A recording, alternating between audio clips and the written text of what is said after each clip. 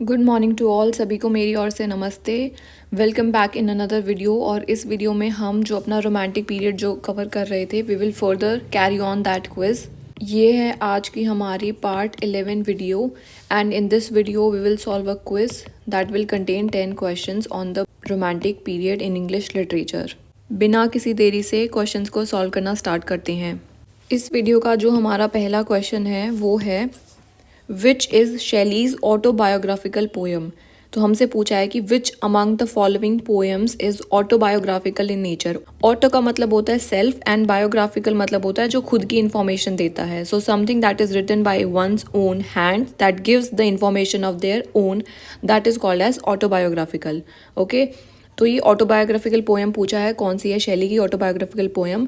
सबसे पहला हमारा जो ऑप्शन है दैट इज़ अडोनियास। अगर अडोनियास की बात की जाए तो वी हैव ऑलरेडी डिस्कस्ड कि जो अडोनियास था वो क्या था। It was an elegy written for Keats. Adonais क्या है? ये एक एलिजी है which is written for Keats. Okay, so this Adonais is an elegy which is written by P B Shelley for Keats. तो ये तो आंसर नहीं होगा, इसमें कैसे ऑटोबायोग्राफिकल एलिमेंट्स आ जाएंगे। नेक्स्ट ऑप्शन है हमारा अलास्टर। अलास्टर का जो पूरा टाइटल था that I have told you, इसका पूरा टाइटल क्या है? The spirit of solitude. फिर है हमारा क्वीन मैब। जो क्वीन मैब है this is a philosophical poem. इसका पूरा टाइटल ही है ये, philosophical poem. So this is a philosophical poem. इसमें क्या होता है कि एक जो क्वीन मैब है ना, she wants to take the persons from this world to a utopian world. तो जो ये हमारा वर्ल्ड है यहाँ से वो लोगों को एक यूटोपियन वर्ल्ड में लेके जाना चाहती है। यूटोपियन वर्ल्ड ऐसा वर्ल्ड होता है जहाँ पर सब कुछ सही है।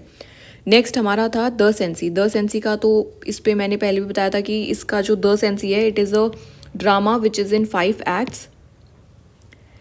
सो it is a drama which is in 5 acts और ये क्लोजेड ड्रामा है which is based on the theme of incest. Incest मतलब relations in your own family, so that is incest. तो इसमें भी ऑटोबायोग्राफिकल एलिमेंट्स नहीं होंगे। So the correct answer of this question is Alastor. Alastor is the poem जिसका कि पूरा title क्या बताया था मैंने अभी, द स्पिरिट ऑफ सॉलिट्यूड। तो इसके अंदर कुछ ऑटोबायोग्राफिकल एलिमेंट्स हैं जिसमें कि जो अलास्टर है ये नाम है इंसान का और ये अलास्टर एक जर्नी पे जाता है and this is a quest narrative. Quest narrative मतलब एक जर्नी पे जाना किसी की खोज में। अगले क्वेश्चन पे आ जाते हैं। इसमें क्या पूछ रहा है कि who considers Shelley as a beautiful and ineffectual angel beating in the void his luminous wings in vain. Vain का क्या मतलब होता है? वेन का मीनिंग होता है यूजलेस। तो वेन का मतलब होता है यूजलेस। तो ये शैली के बारे में ये लाइंस दी गई हैं और हमसे पूछा कि ये लाइंस किन्होंने बोली है फॉर शैली। लाइंस हम एक बार और फिर से रीड करेंगे। Beautiful and ineffectual angel. Okay, तो सुंदर भी है, तारीफ भी कर दी और इनअफेक्चुअल एंजल भी बोल दिया कि कोई इफेक्ट नहीं पड़ता है इनसे। Beating in the void his luminous wings in when, और अपने पंख को फड़फड़ा रही है यूजलेसली। तो मतलब बहुत ही खराब वाली बेइज्जती कर दी है पीबी शैली की। किन्होंने की है ये काम? Is it done by Johnson या फिर एलियट या फिर मैथ्यू आर्नोल्ड या फिर Peter? Matthew Arnold is the person who says to Shelley that he is a beautiful and ineffectual angel beating in the void his luminous wings in vain. Vain का क्या meaning बताया था? Useless.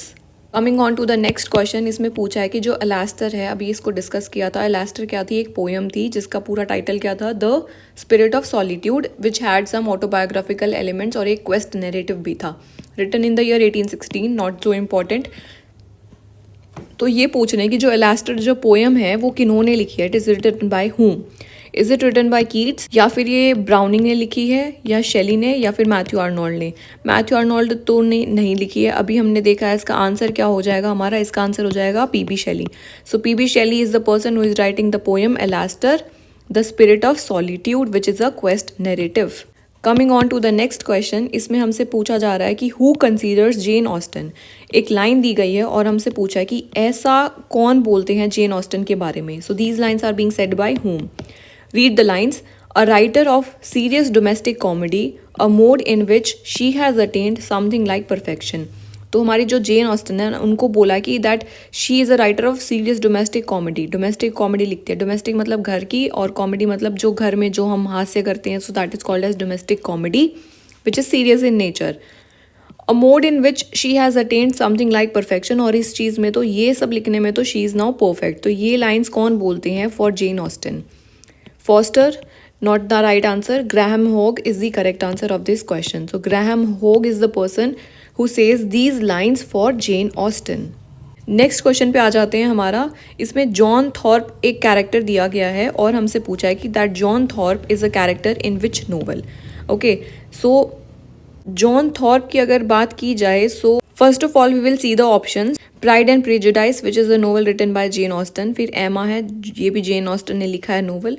नॉर्थएंगर Abbey, ये novel भी Jane Austen ने लिखा है. और Mansfield Park, this is also novel written by Jane Austen.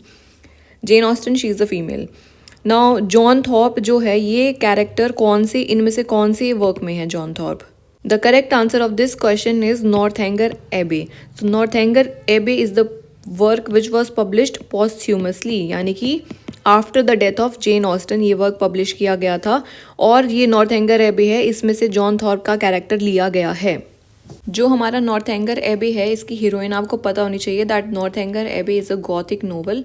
तो एक गॉथिक पैरोडी है जिसमें कि वो बोलते हैं कि ना you just not have to read the novels यार, मतलब कि इमेजिनेशन में नहीं खो जाना है, reality is far different from what you read in the novels. तो ये एक मैसेज दिया गया है इन द वर्क नॉर्थएंगर एबे, और ये गॉथिक भी है. बहुत इंपॉर्टेंट है that you have to remember this term that Northanger Abbey has some Gothic parody in it. और जो इसकी जो हीरोइन है उसका नाम है Caroline Morland. So Caroline Morland is the heroine of the work Northanger Abbey. ये नाम भी याद रखना है. नेक्स्ट क्वेश्चन पे आ जाते हैं. Whose novels can be considered as domestic और the tea table novels.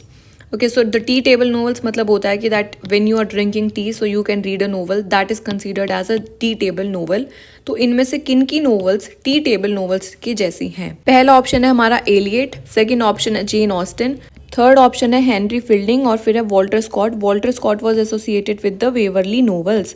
Waverley novels कौन से थे? हिस्टोरिक नोवेल्स की शुरुआत करी जाती है by Walter Scott, and this is very very important. तो इसका क्या आंसर है कि किन की नोवेल्स को आप टी टेबल पे पढ़ सकते हो, या फिर डोमेस्टिक की थीम्स हैं. अभी पहले भी डिस्कस करा ना कि डोमेस्टिक थीम किस में है. तो the correct answer of this question is Jane Austin.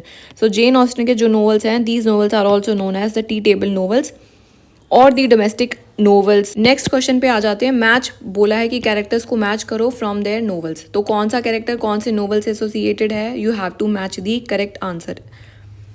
अब इसमें ये सारे हमारे कैरेक्टर्स दिए गए हैं, इस साइड कैरेक्टर्स दिए गए हैं, और ये सारे नोवेल्स हैं. फटाफट से ना एक बारी क्या है कि जोन सा इसमें से सबसे इजी टू गेस है वो देखो. सबसे पहला Elizabeth Bennet. Okay, so Elizabeth Bennet is the person that you all know I guess. जो एलिजाबेथ बेनेट है, she is very very important and she is associated with the work Pride and Prejudice. तो जो pride and prejudice work है उसके अंदर जो character है, जो मेन प्रोटेगनिस्ट है, that is Elizabeth Bennet. So you can match the answer like D से हमारा सेकेंड मैच हो गया, तो डी से हमारा यहाँ पे सेकेंड मैच हो गया. सो the correct answer of this question is alpha. ये करेक्ट आंसर हो जाएगा. सो this is how you can eliminate the options in your exam, but now we have to also look at other options so that it is very clear in our head and we can recall other characters too if this isn't given in the question paper. तो पहला यहाँ पे है हमारा Harriet Smith. Harriet Smith किससे matched है? हमारा एमा से. एमा कौन सा वर्क है? Emma is a novel which is written by Jane Austen. तो जो नोवेल एमा है उसके अंदर एक कैरेक्टर तो एमा खुद हो गई, एक कैरेक्टर हैरियट स्मिथ हो गए जो हमको याद रखना है, और जिसके साथ एमा की शादी होती है उस कैरेक्टर का नाम भी आपको याद रखना है, और उनके कैरेक्टर का नाम है नाइटली. ओके, तो ये सारे कैरेक्टर्स आपको एमा से याद रखने हैं. फिर है हमारा अगला क्या बोल रहे हैं? Captain Wentworth. तो ये कैप्टन वेंटवर्थ कौन से लिया गया है? It is taken from the work persuasion. Persuasion एक वर्क है विच वॉज पब्लिश्ड पोस्ट्यूमसली, यानी कि after the death of Jane Austin, और इसके अंदर दो कैरेक्टर्स है जो हमको याद रखनी है. दीज टू कैरेक्टर्स आर, सबसे पहला है इसमें Anne Elliot. Okay, so Anne Elliot नाम याद रखना है, and she is married to Captain Wentworth. Okay, तो ये कैप्टन वेंटवर्थ है. इनका जो नाम है कैप्टन वेंटवर्थ का, it is so suitable for the work. जो परसुएशन की जो स्टोरी है ना, जिसमें कि एन एलियट होती है और कैप्टन वेंटवर्थ होते हैं, पहले ये लोग शादी कर लेते हैं, after that they are being separated for 8 years, और ये फिर से एक साथ आते हैं. यानी कि जो कैप्टन वेंटवर्थ है, he really went away from Anne Elliot. तो वेंटवर्थ, और वर्थ मतलब कि in the end he realises the worth of Anne Elliot. पहले वो उसको कुछ नहीं समझता लेकिन बाद में he realises the worth of Anne Elliot. तो वेंटवर्थ सही नाम एकदम, Anne Elliot and Captain Wentworth, these two are the important characters that you have to remember from the work Persuasion. Next है जो इसमें हमारा फैनी प्राइस है। Fanny Price, she is the protagonist of an important work, और उस work का क्या नाम है हमारा, मैंसफील्ड पार्क। जो मैंसफील्ड पार्क है ये एक पार्क का नाम है which is a very big estate, जो कि जो फैनी प्राइस है ना ये प्रोटैगनिस्ट है, और she goes to her wealthy relatives, और जो वेल्दी रिलेटिव्स हैं उनके पास क्या है, ये मैंसफील्ड पार्क है which is a great place. और एलिजाबेथ बेनेट का तो बहुत सिंपल आंसर था, that it is in the work Pride and prejudice. एक बार फिर से रिवाइज कर लेते हैं। हैरियट स्मिथ किससे मैच्ड है हमारा, हैरियट स्मिथ जो कैरेक्टर है वो एमा का कैरेक्टर है। फिर Captain Wentworth, he is the husband of Anne Elliot in the work Persuasion. Fanny Price is the protagonist of the work Mansfield Park, and Elizabeth Bennet is the protagonist of the work Pride and Prejudice. अगले question पे आते हैं, which of the following novels has a gothic touch to it. तो ये बहुत important है, Gothic touch कौन से नॉवल में है।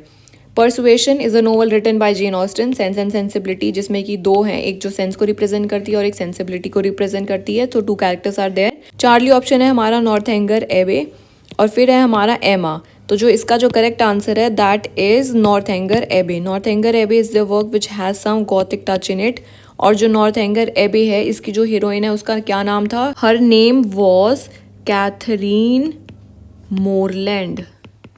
ओके, सो क्या नाम है उसके प्रोटैगनिस्ट का, कैथलीन मोरलैंड। तो नॉर्थएंगर एबे में क्या है हमारा, एक गॉथिक टच है। सेंस एंड सेंसिबिलिटी में it is a story of two women. Persuasion का देख लिया, परसुएशन का क्या है, एन एलियट है, और उसके जो हस्बैंड है कैप्टन वेंटवर्थ हो गए। Coming on to the 9th question of this video, क्या पूछ रहा है कि जेन ऑस्टन का फर्स्ट नोवेल कौन सा है। तो आपको ना जेन ऑस्टन के जितने भी वर्क्स हैं you have to remember those works in a sequence. I have made a trick through which I can recall the works of Jane Austen in a sequence. सबसे पहला है हमारा SP, ठीक है, SP हो गया superintendent of police.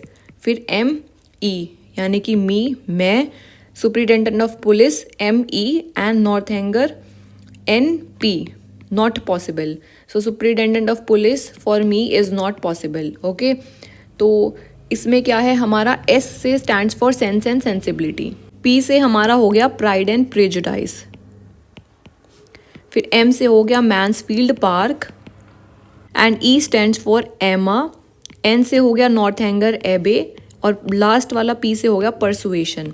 Okay, SP sense and sensibility, P से हमारा क्या है प्राइड एंड प्रेजुडाइस, M से क्या है मैंसफील्ड पार्क, E से एमा, N से नॉर्थएंगर एबे, और P से परसुएशन। एक और बात, अब जिसमें जो NP वाला जो पेयर है ना, ये दोनों वर्क्स क्या है, पॉस्ट्यूमसली पब्लिश्ड है, यानी कि these both works were published after her death।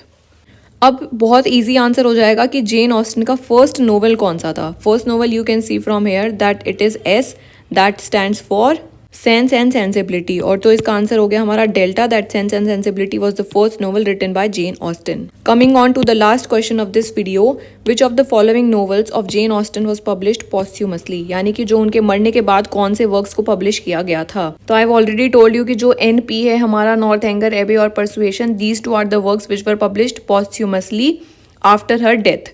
तो पहला ऑप्शन क्या हो गया, Northanger Abbey, so this is the correct answer. फिर क्या बोल रहे हैं हमको, मैंसफील्ड पार्क, ये तो उन्होंने अपने लाइफ टाइम में पब्लिश करवा लिया था, एमा भी लाइफ टाइम में पब्लिश करवा लिया था, एंड ऑल्सो द परसुएशन, यानी कि जो अल्फा और जो डेल्टा है दोनों ही Northanger Abbey and Persuasion, these both are the works which were published posthumously.